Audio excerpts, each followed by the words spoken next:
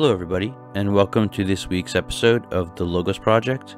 In this one, Sam and I explain the Catholic position on veneration of relics and the saints. Enjoy.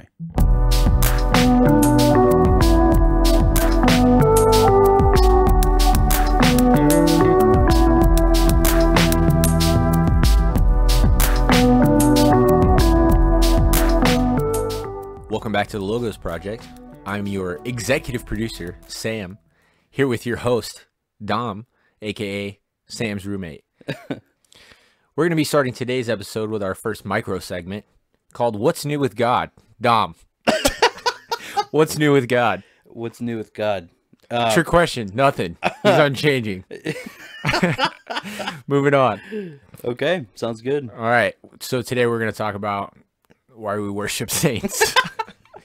No, Sam, we worship statues of saints. Ah, yeah, that makes a lot of sense. That explains all the weird little trinkets on your bookshelf. Huh? Wait, there's none. No, you don't have any. Yeah, You should get some. A Protestant bookshelf. So immediately when I was like, I'm going to become Catholic, I had to Google, or not Google, but I can't believe you're doing that.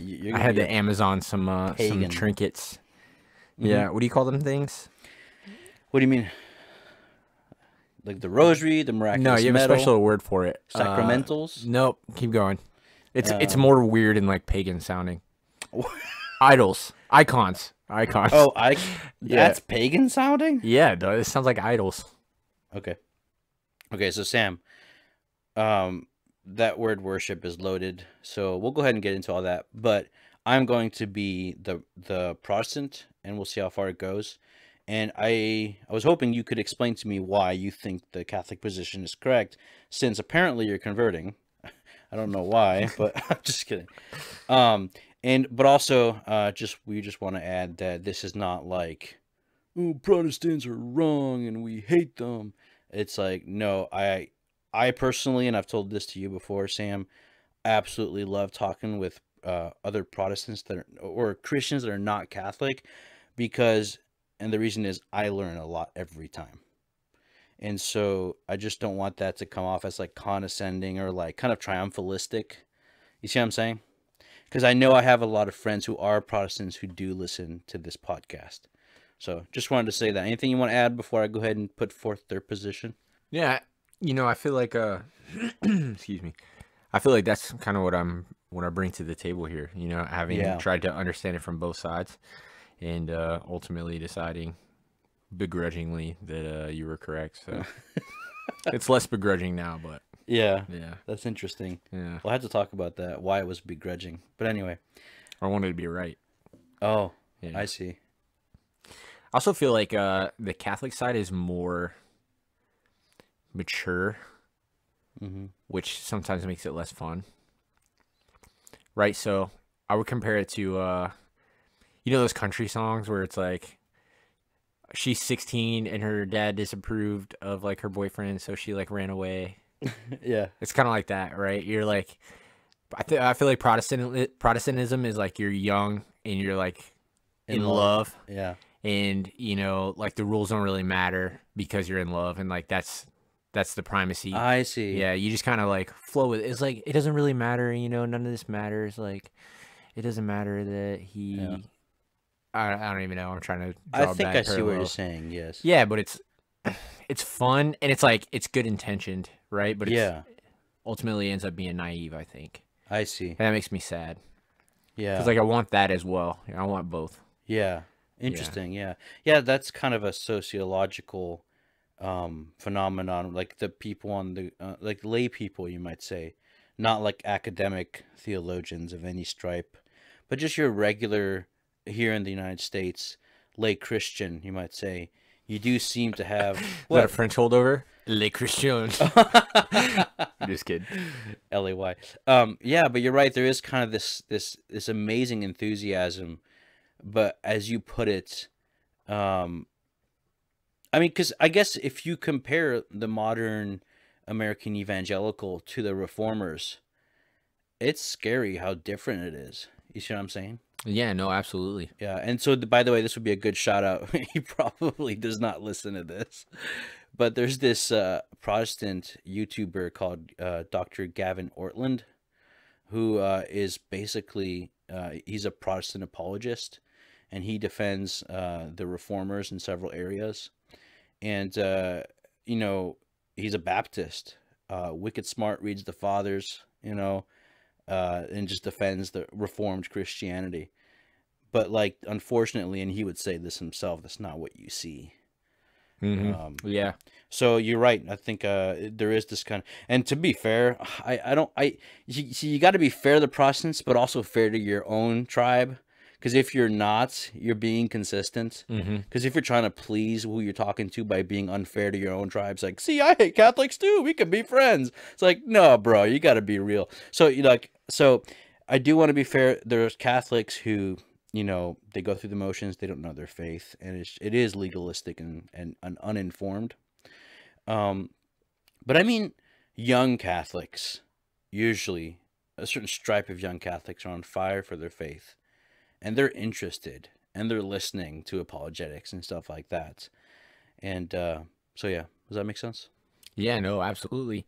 And you know, coming over to kind of this side, and I say even before, quote unquote, coming over to this side, because that's a weird thing to say anyway, but Yeah. I was listening to a lot of theologians discuss these things on like YouTube and stuff. Yeah. And it's like on the Protestant side, like, yeah, there's theologians and there's people who are heady or whatever, but it's like I wasn't listening to that stuff. I was listening to like Francis Chan or like Yeah. who's the Wild at Heart guy? Eldridge, John Eldridge. Oh yeah. Yeah, and it's like it's all just such beautiful, like fantastic stuff, but it's Yeah. not, it falls short of being like truth. You know, you can point out really beautiful things about the faith Yeah. without getting really deep into like really heady stuff in the Yeah. same way that you can really fall in love with your like high school girlfriend, but it's like it's I not see. it's not mature. Yeah. You know what I'm saying? There's a It more doesn't mean it's not love, but it's like it's not Right. informed. Yeah.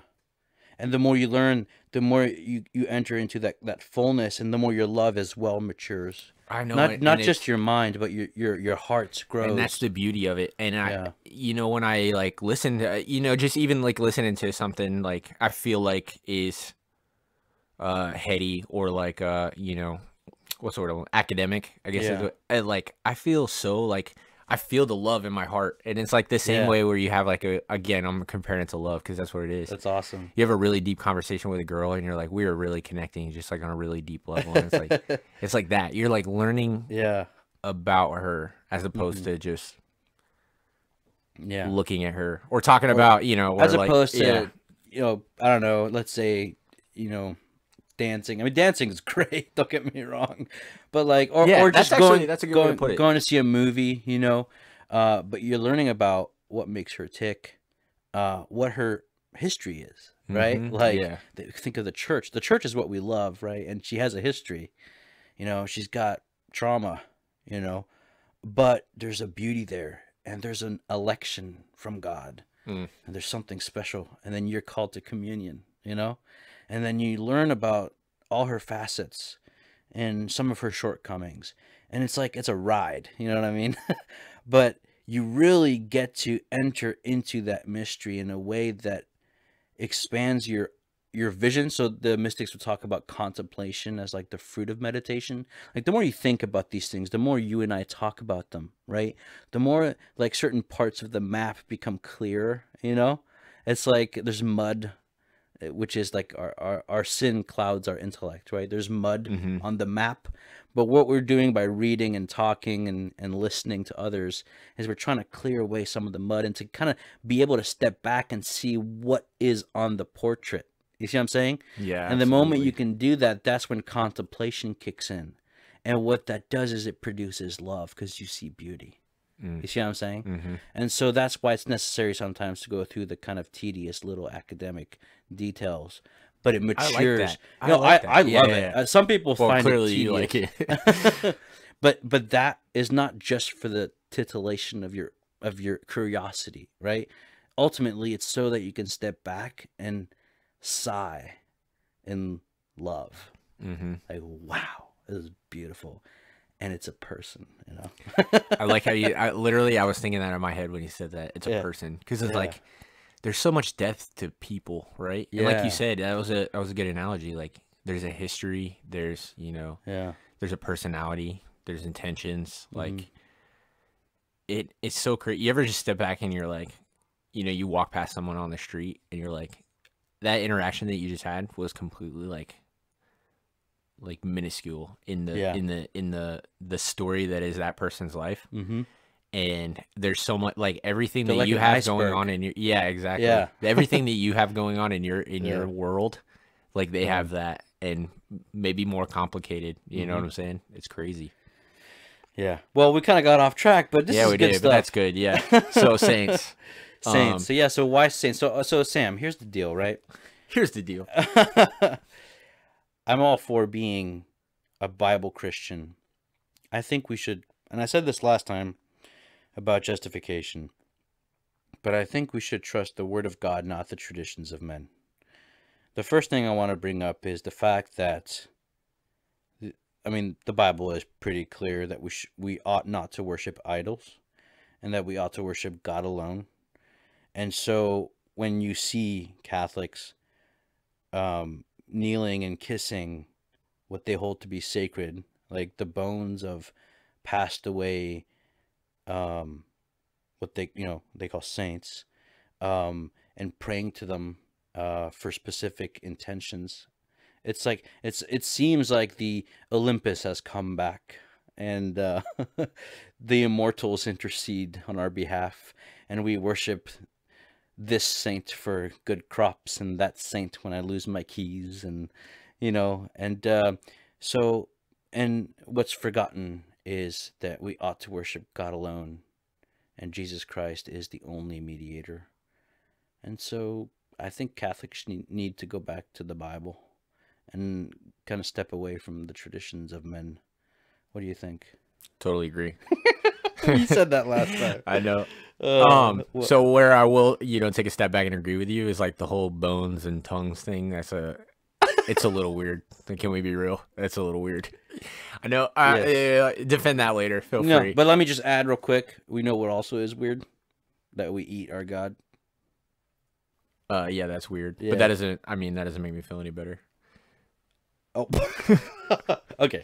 We'll get to Especially if yeah. through the Protestant lens, there's no way that's like that's a good analogy. I feel like. Okay, maybe. Okay, I know you want to. I look at it this way. I look at it this way, right? Go So I ahead. heard Matt Fradd say this. Mm-hmm. So give credit where it's due, but he's like, the whole relics thing is like it's like your weird aunt who's like who you don't really want anybody to meet until like they're already like part of the family. If I was like dating somebody, I'd be like, okay, come meet my parents, but like I don't want you to meet my aunt until you're stuck. That's funny. So yeah, so that's the way I look at it. Anyway, Yeah. so I would ask, right? So what makes you feel like Catholics are worshiping saints? Like we gotta unpack the word worship there. Yeah. Well, I see them kneeling, bowing, and asking for intercession, and kissing, and confiding, and praying to them. Well, so what does it mean to pray? To I have two ask. things I want to put there. to ask for favor. Yeah, so could I ask you for a favor, or ask you as my roommate for favors? Fine. You're gonna give up that easy? Just kidding. Yeah, sure. And would I ask you to intercede for me? Would I ask you to pray for me? Yeah. Why is that? So why is it weird to ask somebody else that you maybe have never met in real life, but we know is clearly this person is a good Christian. This person is close to God. Yeah. So, yeah. So, okay. I'll concede that one to you, but here's the next problem, right? Number one, they're dead as opposed to me being alive. And number two, it's not just asking, though. You guys also venerate them. Okay, well, so to unpack the first one, Okay. you think they're dead. So that's like an issue, right? Because Yeah. what part of everlasting life makes you feel like people are dead? Sorry, the way you put it. Sorry. But in the Old Testament, clearly it says like divination and like summoning spirits is bad. We shouldn't do it. Right? Are we? I mean, are we summoning them? Are they spirits? Or I guess they're. Are they spirits? I don't even know. That's a dumb question. In my mind, it's like, yeah, okay, so they don't technically, I guess, have bodies right now, right, in heaven, but it's weird to look at them as spirits, isn't it? Yeah. Because you can't really separate those two things. Well, Ratzinger has the answer, but let's move on to the veneration part then. So, but wait, you made a good point. What part of everlasting life sounds like death to you? So that was put in a funny way. And that's ultimately the point. But then we'll get into the ramifications, and Ratzinger talks about this and how the saints are more alive. And in the Old Testament, really, we're not talking about the paschal source of life. Paschal meaning Easter, right? Christ hasn't died and resurrected and ascended and given us life. He said, "I am the resurrection and the life," right? And communion with Christ is communion with life itself, right? And so back then when people died, they were awaiting the work of Christ. Christ has come and has given life out of death. So now they're alive in the new in a way that is beyond any conception of life, not to mention death. So there's a drastic difference. And that didn't apply prior to Christ coming. That's right. That's why Christ goes down to hell. Yeah. In order to give life to those shades in Hades, you might say. And so that's why that's the first thing to say. So congratulations. I actually knew that. Believe it or not. Yeah. Yeah. Yeah. Maybe. Congrats. So another thing I want to point out, though, is that I made the case when I was having this discussion with a buddy of mine. I made the case that basically saints are holy people. So they're more or less like closer to God. Yeah. Right. And that's where justification comes in. Yeah, exactly. And so that's ultimately what we came down to. Right. And I was trying to explain that, as we get again closer to God throughout our life, become more sanctified. Yeah. That we more have alive. Yeah, exactly. We have more. Oh, nice, because they're not dead. Yeah, exactly. You have I don't want to say more open lines of communication, because that might not be fair when somebody's like still on Earth, But the understanding there in my mind is that you have a more rehearsed, stronger unity. Yeah. Stronger unity. Yeah, and part of that too is like discernment and being able to communicate and being able to pray, because that's not something you just sit down and do. I can talk to you much easier and tell you what I'm upset about than someone that I just met last week. Yeah. I'll make conversation and small talk and try to get to know them. But with you, if like I'm annoyed about something going on in the house, I'll tell you. Yeah. And if you are, you'll tell me. But the point being is that when you know someone better, you're right, the communication is a lot easier and faster. But also it can be deeper because you know everything about them. Very true. Yep. But with the new person, you got to work it out. You got to get to know them. Yeah, there's just there's a level of communication that is more intimate and there's less work to be done. And so it's that's why you can find friends. It's why you turn to mom to talk to dad sometimes when you think dad's going to say no to you. So you ask mom to ask for you. Mm-hmm. You know what I mean? That's pretty good. Yeah. Yeah. It's like, because, they're the adults or something. The analogy breaks down, but you see what I'm saying. So I'm smelling what you're stepping in, Dom. Cool. So let's turn to the veneration part, though, Sam. Well, so I'm gonna flip it on you because the veneration thing's still a little weird to me. I'm not like, so if I meet a bishop, I'm not gonna like kiss his ring or something. Oh yeah, yeah. That's just weird to me. I don't know. I would. It seems it seems like a holdover from like some like feudal like regal. Yeah. Like, and there's legitimate criticism to be had there in certain areas. The thing is, like, it's been toned down because of that. Oh, really? So how was it before? Oh, goodness gracious. People like passing out, like. Oh my gosh. I mean, like, there's like royal entrance when he arrives or something, and you your excellency, and you still say that actually. Well, so I saw Jordan Peterson live last month, and actually that was this month, so it was at the very beginning of the month. Anyway, yeah. Yeah, in my mind, I was like, if I get to meet him, like, how would I react? Kiss so it was very much like, yeah, I would definitely Definitely something like that. Yeah. You know that song? I know you don't But listen to let contemporary let Christian me say music, but something here real quick though. Um, you respect Jordan Peterson for his character, for who he is and what he stands for and what he teaches, right? yes, I don't respect the bishop. I mean, I can't, I could respect the bishop for his character. But even if I don't know the bishop, that's not why I respect him. It's because of the sacrament of holy orders. It's Christ that I'm respecting. He could be lousy. I would still call him Your Excellency and kiss his ring. Because he's been touched by the hands of the hands of the hands of the hands of the hands of the apostles that were touched by Christ. You see what I'm saying? There's something about him. He's received a sacrament that has changed him. Really fundamentally changed him. We call it the character of holy orders. And so he's been touched by Christ in a way that I haven't, sacramentally. And so he could be not a very good bishop. I could not even know him. I would still kiss his ring, call him Your Excellency, because I respect Christ. You see what I'm saying? But it's also that's the whole hierarchy thing, and that's a different topic. We get into freedom and hierarchy and liberalism and kind of the American attitude as well. I want to do an episode on that so bad. Yeah, French Revolution, but it's tied to all of that. You see what I'm saying? So we don't. I mean, we're not going to unpack that right now, but that's why you're uncomfortable with it. Does that make sense? And that's why a lot of people are, because of our cultural surroundings. And it doesn't mean it's bad necessarily, which is why the church is like, okay, we need to tone down this medieval stuff. Which is why the Pope got rid of the tiara. He sold it. Yeah. Sold it, huh? Mm-hmm.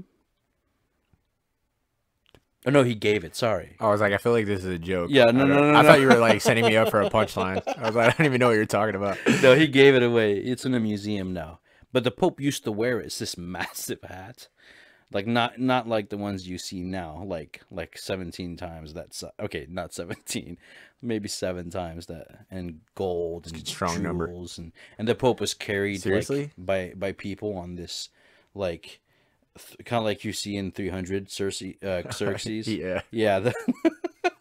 And yeah, so the church is like, okay, it's no longer the Middle Ages. We're in a modern world where that stuff is actually probably gonna not help us win souls. so there's a lot that's been we've moved on. We live in a new world now. Yeah. I wonder what the modern equivalent to that is. Wait. Oh boy. Kissing the ring. You know when you like see somebody and you instantly ask them to take a selfie? I feel like that would be that's interesting. Yeah. Let's get back on topic here to the saints. So yeah, veneration. So you want me to just explain? Okay, fine. I mean, even with the context you just gave, I feel like we'd have to unpack that really because oh yeah because I'm still like not wholly on board. Like I feel like you're wholly on board in the sense where you give consent and you have faith, but you don't understand it, right? Well, what does it mean to give consent in this context? You mean? Well, like you believe that veneration of the saints. I was talking about veneration of people who are still here. Yeah. Oh. Veneration of saints. Yeah, but I'm also not gonna like kiss statues or anything. Like it just, in my mind, right? Along my Catholic journey, I still feel weird about like blindly submitting to things like that. And yeah, no, I totally get it. And I'm not. It means you're not insane. It also means you're a man of and not insane of today, which is normal. Well, and part of that too is like I'm also a man of like, my, I don't know, own understanding. I'm sure there's a better word for that, and that's what led me to the Catholic Church, right? So yeah, no, absolutely. Yeah, I don't want to. No, yeah, I agree. And that's why we're here, right, on this podcast. That's why we've been talking for the last 3 years about stuff like this, right? But ultimately, I think a good place to go back to is relics, because that's where it starts with the crazy ant, right? Yeah. And so I think relics is really interesting. The first thing to point out, and then we'll probably read a little bit of Ratzinger if you're cool with that. Mm-hmm. The first thing to point out, Sam, is that is relics a pagan thing that was Christianized? No. All right, moving on. Yeah, I mean, I want the answer to be no, clearly, but I'm like, Yeah, I don't know. I don't see that Yeah. as like a pagan You know thing. how like the Christians in the early church were called atheists by the Romans because they refused to worship the pantheon or the Caesar, Mm-hmm. and so they're atheists. It's like, no, we actually worship the true God who is the source of all things. So we are a theist. I don't get it. Really? We're a theist, Yeah. like we're like one theist. Yeah. That's not funny. Sam. That's hilarious. And the fact that you didn't get it was all your fault. Actually, now I get it. All right, we're Instead of being we're atheists, monotheists. we're Is what you should- atheist. Okay, another thing that they said. Atheist. What's in Dumb. what? I'm just kidding. Go. Okay, another thing that Christians were kind of maligned for is being cannibals. That makes sense. And the answer was that the Christians gave was, no, we're not cannibals. It's just a symbol. Are you serious? No. Oh. which is interesting. The fact that they don't say that for the real presence doctrine. What do they say? It's like, yes, we partake of the body and blood of our Lord, but they also say we're not cannibals. So there's a tension there. Mm-hmm. And the key is that it's a sacramental presence, which means it's real. It's a real presence. But it's not a physicalist presence. It's a signified reality. But okay, that'll be for another day. But you see what I'm saying? The fact that they don't straight out saying, nah, it's just a symbol, guys. Mm-hmm. Right? And we won't get into what the word symbol meant for them, because I can hear Protestant listeners right now. The problem is when I talk about this stuff, I hear all these like objections in my mind, so I'm like trying to address them, and then I got to remember I'm talking to you, Sam. Okay, so the point being is that they were called weird because they were atheists and cannibals. Another thing that was weird about them is that they venerated relics. The early Christians. Mm. The relics of who specifically? Moses. No. I'm just kidding. The martyrs. Oh, seriously? Yeah. They would go get their bodies And do what with them? enshrine them. The whole body? Yeah, well, That's or better if than, it was cut into pieces, oh. they'd grab the fingers or something. Yeah, not a fan. Yeah, but the Christians were doing this. Now, the Romans that were heavily Hellenized or at that time, right? That would make no sense, because when you die, right, you leave the material world and you enter into the glory of the spiritual world, Mm-hmm. right? And there's this kind of apotheosis, or you go down to Hades and you're a shade, right? But nowhere is the body something that you like, in the sense of, like, the body is this shell you want to get rid of that causes suffering. Mm. You want to be divinized and spiritualized, right? And so that's why Paul says that the resurrection is a scandal to the Greeks and foolishness. To who else was it? Foolishness to, who was it? A scandal to the Greeks. Dang, I should look that up. 1 Corinthians 1, around 23, it's about that Paul says that we preach Christ crucified, a stumbling block to the Jews and foolishness to the Greeks. Let me make sure it says that, because I was just reading the foolishness to the Gentiles, so it's even broader, right? And the reason why is because I'd like to translate Jews here as Judeans, but I could be wrong about that, so I'm just throwing that out there. Long story. I think he's talking about the Sadducees, definitely, but also like the Pharisees who rejected Christ, but also because like this claim that he was the Son of God, but that's kind of what all of the book of Acts is about, him arguing for why Christ is the Messiah. And then the Zealots would definitely reject him because they didn't want a crucified Messiah. They wouldn't have liked the passages in Isaiah that prophesy or foreshadow the coming of a suffering servant, right? But the Gentiles, why? Because for the Gentiles, resurrection was ridiculous, you know. So N.T. Wright gets into this. Ultimately, he is a little wrong, and Ratzinger corrects him. Not in name, because Ratzinger is probably not reading N.T. Wright, but he's reading like Germans who are saying things that N.T. Wright is saying, right? And so there's a lot of good in N.T. Wright, and I was, love at first sight with Ratzinger. Yeah. He didn't just like, fine, I'm convinced you're right. Like, I read him and I was like, oh my God, he's right. It was like a knockout. Anyway. So it's The point being is that there is a sense in which body bad, like it's suffering, prison. yeah. And so why would you worship the body? It makes no sense, right? But the Christians were taking the bodies of the martyrs and venerating them. Why? Because of the unity with Christ established, right, in the fact that the Word was made flesh, died, and that flesh was resurrected and glorified, right? This is the message of Romans, where our bodies are being redeemed, right? We're becoming partakers of the divine nature, which is what St.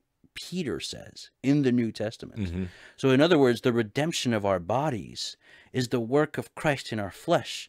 It's also a sign of the unity with the vine. We're the branches, right? There's a real grafting onto Christ. And that's why the Eucharist is a real presence that's sacramental.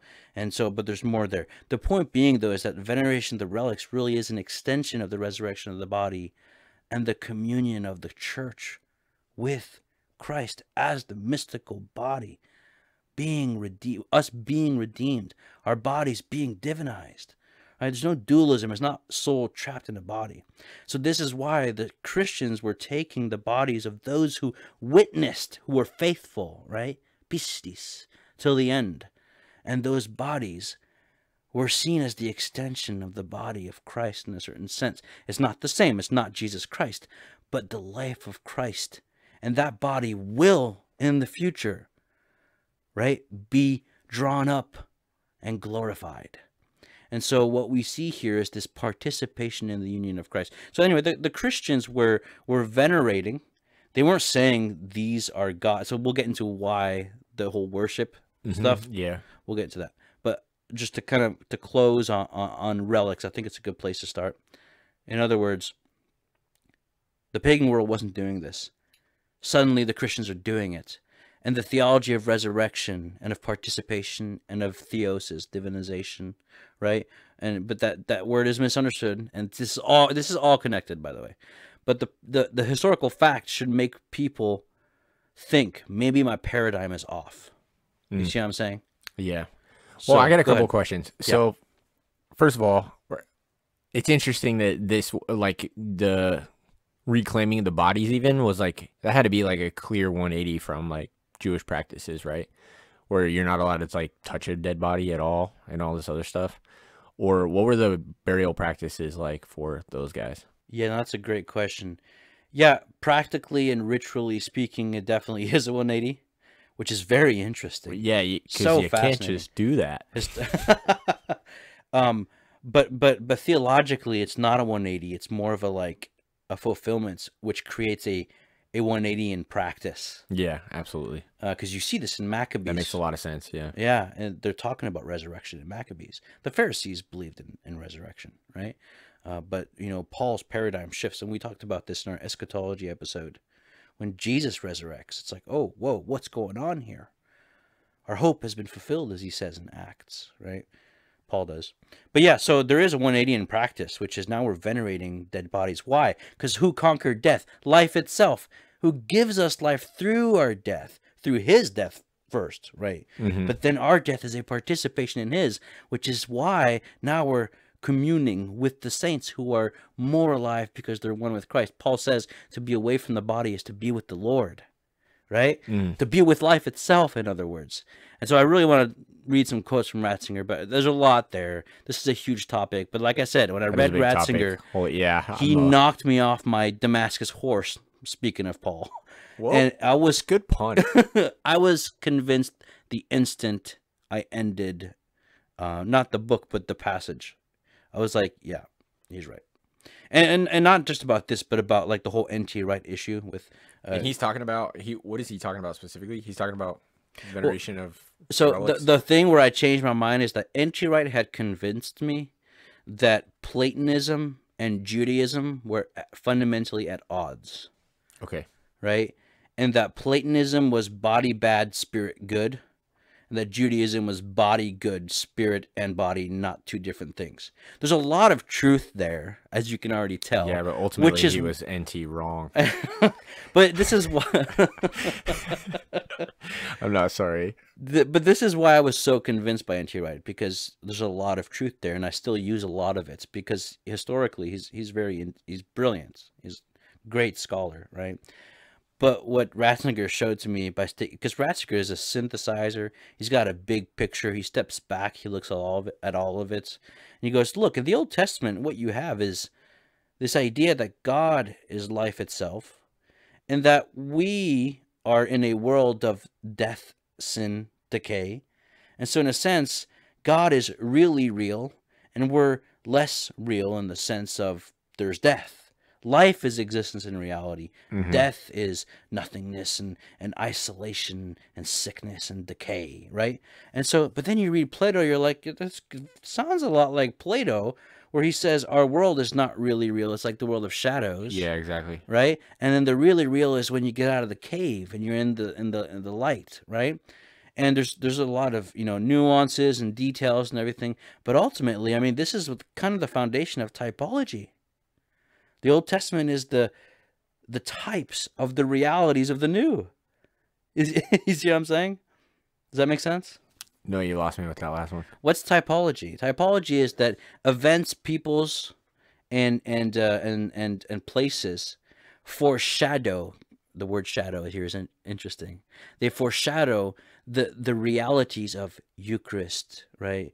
Of sacraments, church, Christ, of redemption, right? And all God is now with us, right?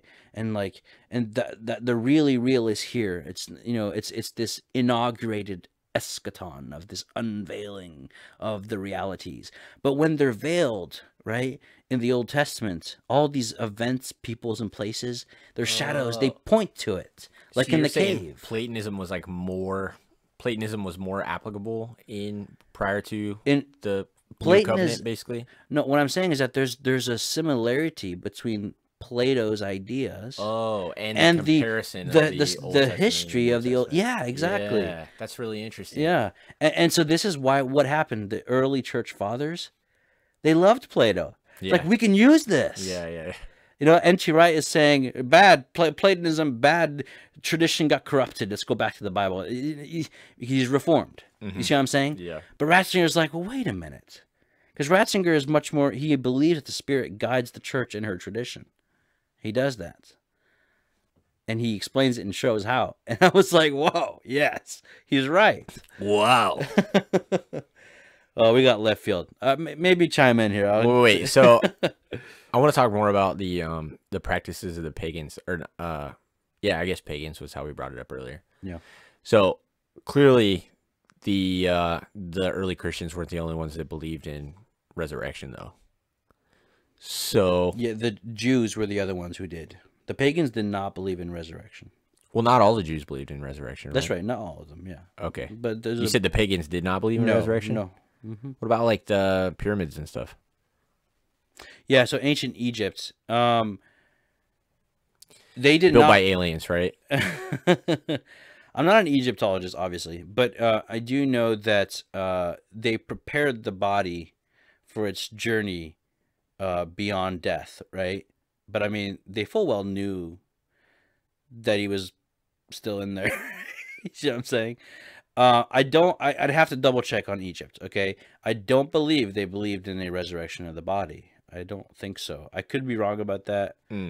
So, but it's not. It's if you look at the Romans, So and the resurrection, but Greeks- not resurrection of the body. That'd be the key difference there, Well, I guess.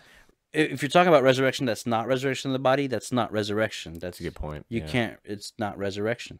You can talk about apotheosis, like a post-mortem divinization. Does that make sense? Mm-hmm. Right. You can talk Is about. that what the Mormons believe? I don't know.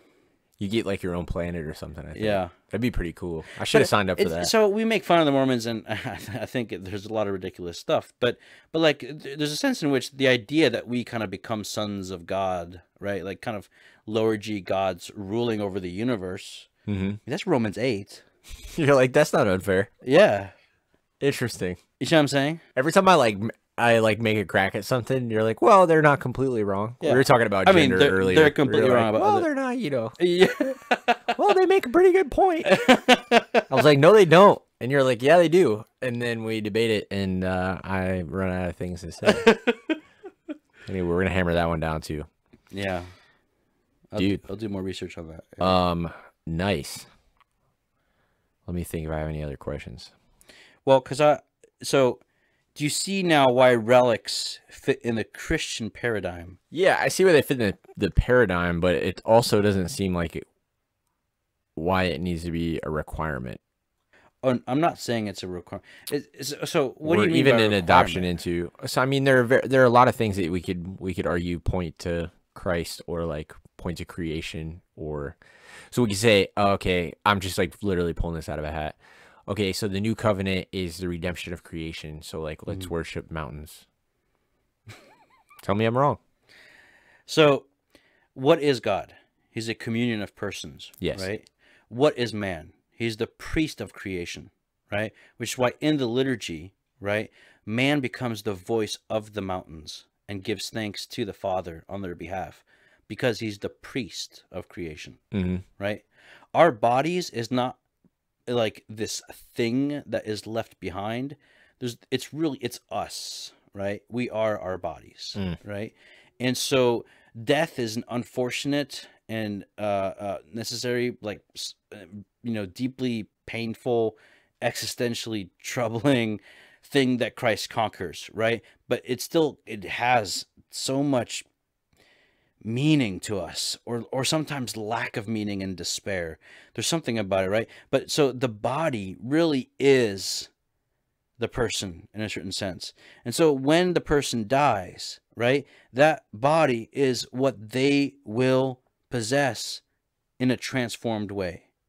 But not only that, but it's already been to a certain extent transformed by Christ, because they were a part of the church, right? Yeah. So we're talking about an element of creation, which is a person in the sense of it's the body of the person that's in union with the communion of person of the Trinity, right? And there's something fundamentally different, because that person can be the priest that voices the thanksgiving of the mountain, right? And so the difference between the body and the mountain is that the body is in the image of God in a special way, as Genesis tells us. God doesn't say the mountain's in my image, the animals are in my image, but he says man is. Yeah, but And I'm also in the image of God, and you're in the image of God. But like, should we be kissing each other's rings? You know what I'm saying? Or should we be venerate? Why are we venerating these people on a higher level? Is it just because they're like, wow, they were really good, like they ran the race, they did a good job? Yeah, we shouldn't be kissing each other's rings, but we should be kissing each other. And what up? But okay, gonna need you to shave first. I don't mean it like that, but think about it. We should be. What does Paul say? Greet each other with a kiss of peace. Yep. And so John Paul II gets into this, especially in Paul. You see this. He talks about the husband venerating, like worshiping his wife in a certain sense. And the word worship is misleading, but it's what St. Thomas calls the virtue of piety, right? And it's rendering reverence to the other. And St. Paul talks about the body as a temple of the Holy Spirit, right? And so another thing that's interesting is that, I had something to say and I forgot. But the point being is that, it's like, the work of Christ, where is it most visible? In the mountain? No, in the life of the one transformed by him. You see what I'm saying? Yeah, that's a good argument. Yeah. And so there's a hierarchy of things here. And so, so we ought to venerate each other, yes. But, and this is where the whole philosophical paradigm of the Reformation becomes a problem. And I honestly don't think I could explain it in this episode. But that is something. Could we touch on it a little bit more? Or I just don't. It's I would have to have a whiteboard. Why has it got to be white? No, for real though. That'll be something maybe we can do sometime. Yeah, that'd be great. But so let's see if I can tie this up and kind of push it off to you, because my brain is going in so many directions, and I'm getting lost in in my brain. Let's just say that the body, the reason why it's important is because we're not dualists, and we are redeemed and glorified and grafted onto Christ. This is also why the Eucharist is the real presence. It's the body of Christ, right? And so the point being is that because Christ redeemed us and we have been grafted onto him, the glory of the Lord's work is resplendent in the lives of the saints. Does that make sense? On earth. Yeah, absolutely. And so that's why we should kiss each other with the kiss of peace. That's why the wife venerates his... I remember now what I was going to say. That's why the wife venerates her husband the wife, because as Paul says, they are the mystery, the great mystery, he calls it in Ephesians, right? They are the sign of the spousal union between Christ and the church, right? And so it's funny because in the Anglican rite, when the marriage takes place, the spouses, you know what they say to each other during the exchange of the vows? I thee worship with my body. That's really cool. Yeah. And so maybe now is a good place to kind of go into the word worship here. But I don't know if we'll have time with good old Joseph Ratzinger. But let's go ahead and move into Sam. Why do you guys what do you guys mean by worship as Catholics? So this is actually where my roommate Dom got me, because clearly saints was a discussion we had prior to me figuring this stuff out, or trying to figure this stuff out. And you explained to me that worship is to, you break that into worthship. The idea is to basically show somebody or venerate somebody in the way that they're worthy of being venerated, and show, not show their worth, but acknowledging their worth. Yeah, acknowledge their dignity, basically, as something or someone that was created in the image of God. That being said, right, I think that sheds a lot of light on A, how we should be treating each other, right, and B, I don't really have a B, to be honest. Well, it's I guess where I would struggle with that is, why would saints deserve more or have more worth than we do here on earth? Yeah. Well, the thing is, not necessarily, right? Someone has more worth if the work of Christ is more fruitful in their life. That's what St. Augustine says when he says, our merits are your gifts, speaking to God, right? In other words, when Christ is fruitful in a soul, right, there's more beauty to marvel at. You see what I'm saying? And the saints really are those who have run the race, and we marvel at their lives. It's the work of God.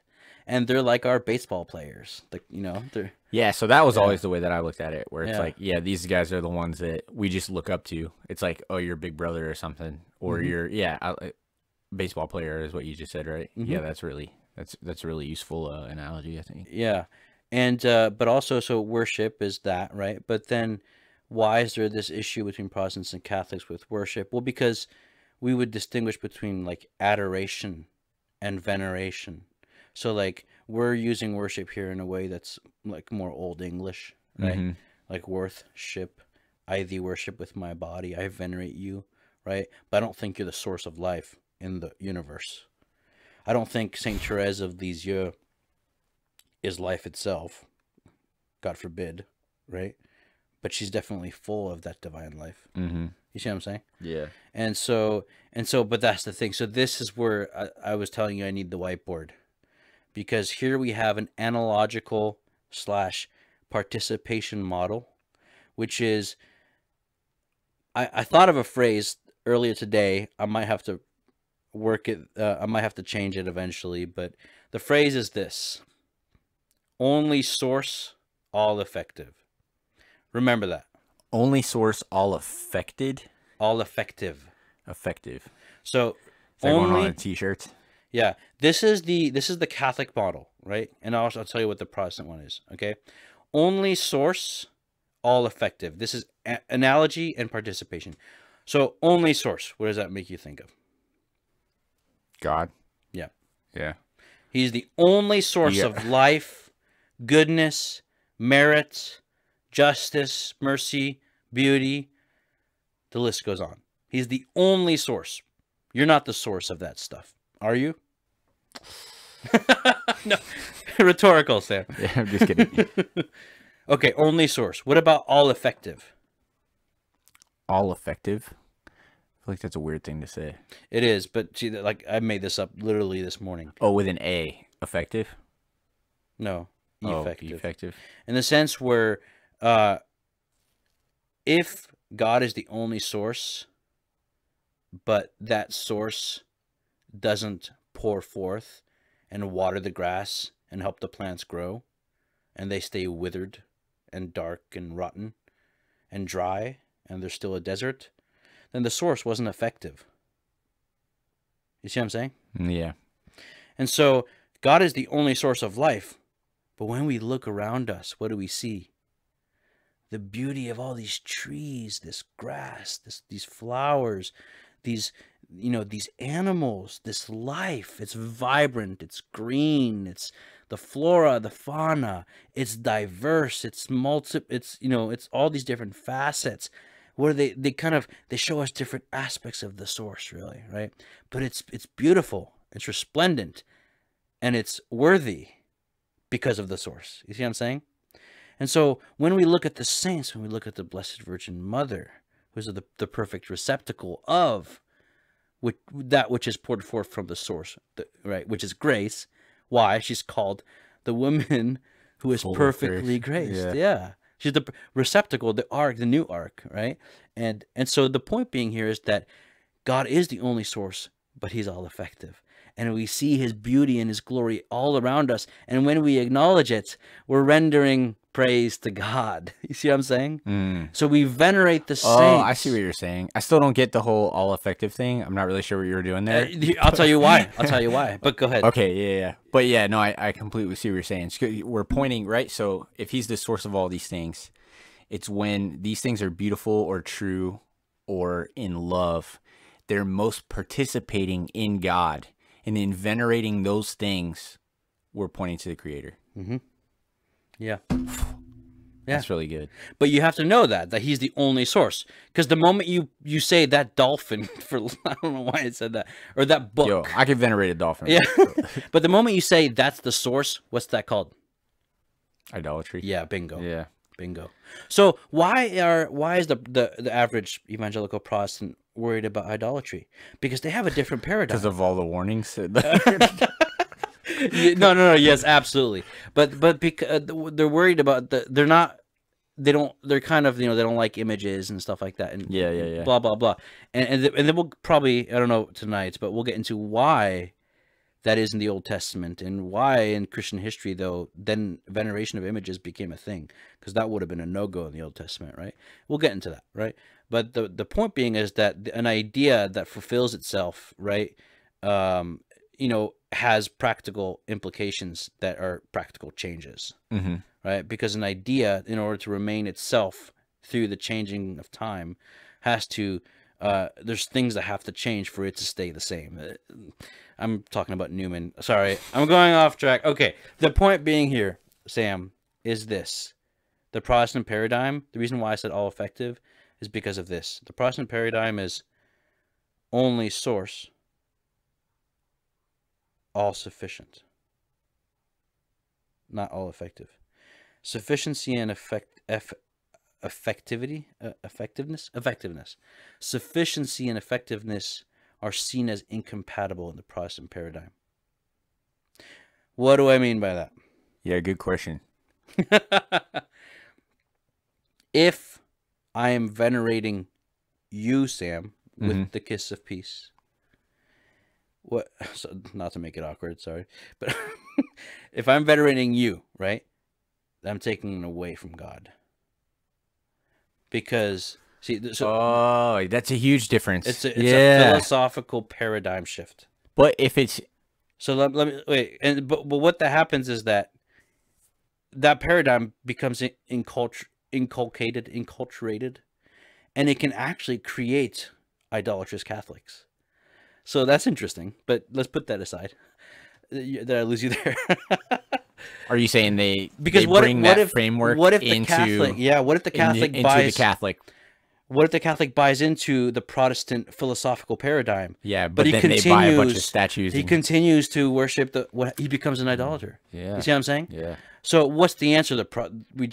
We become Protestant? No, the paradigm's wrong, right? Don't be a Catholic with a Protestant paradigm, and don't be a Protestant with a Protestant paradigm. Be a Catholic with a Catholic paradigm.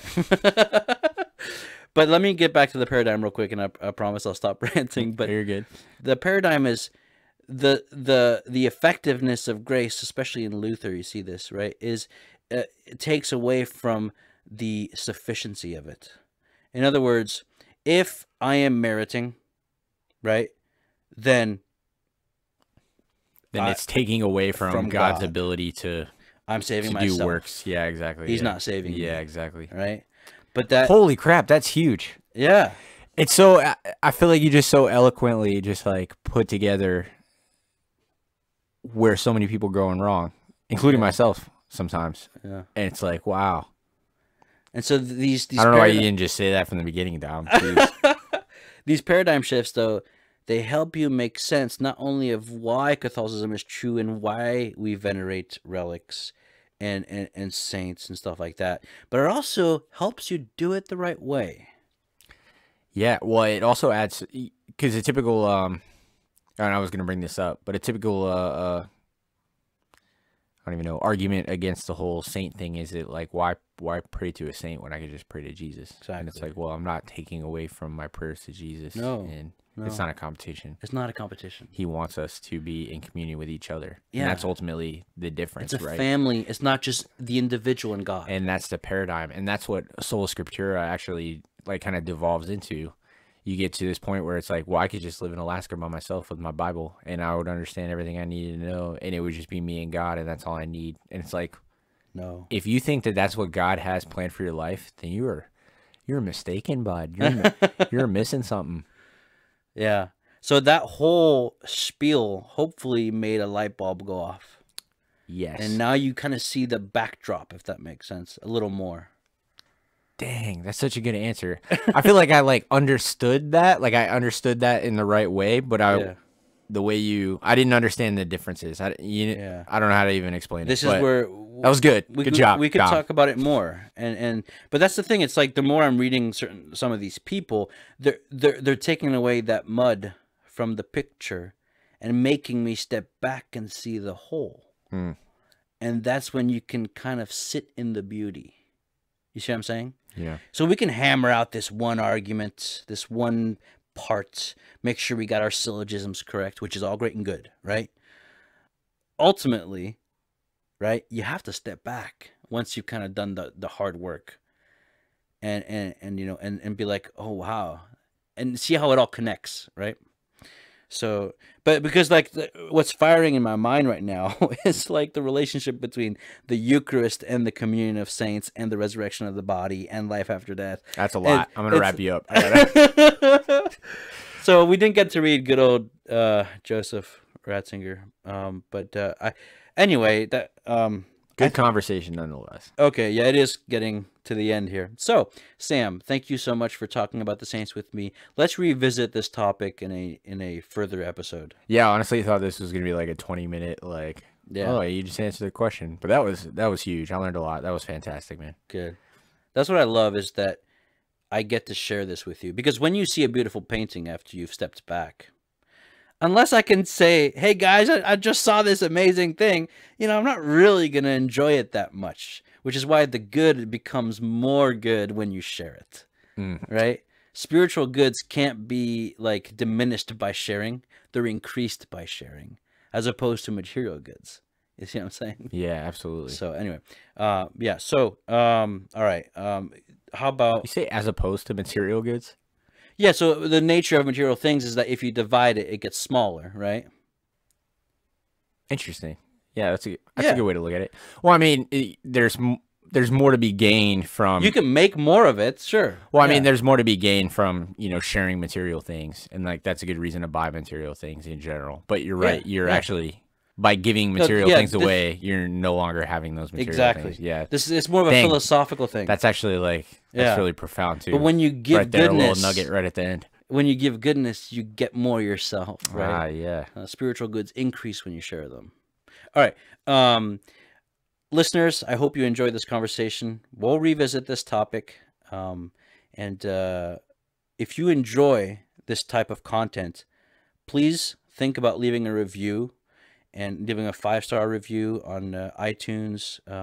Not iTunes, Apple Podcasts. We're on all podcasting platforms. We're on YouTube, and you can subscribe the Logos Project on YouTube. We have a website. Check that out and support us if you think that's a good idea, which it is. You're too nice. You gotta sell it. You gotta sell it. Support us. Yeah, no. If you guys support us, though, like we'll start doing live streams on YouTube with a nice camera.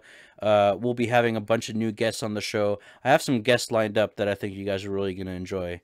So the show's growing. It really is, and we can't do it without you guys. So www.patreon.com/The Logos Project. I don't want to beat this up, but real quick, I'll just add in the fact that it costs money to, dump podcasts every week. And when you do more content, it costs more money. Mm-hmm. And the software that you're using to interview people over Zoom or whatever it is, that also costs money. So I know it seems like there's no overhead, but every little bit it helps because he's a struggling student and it's coming right out of his slush fund. Thanks, Sam.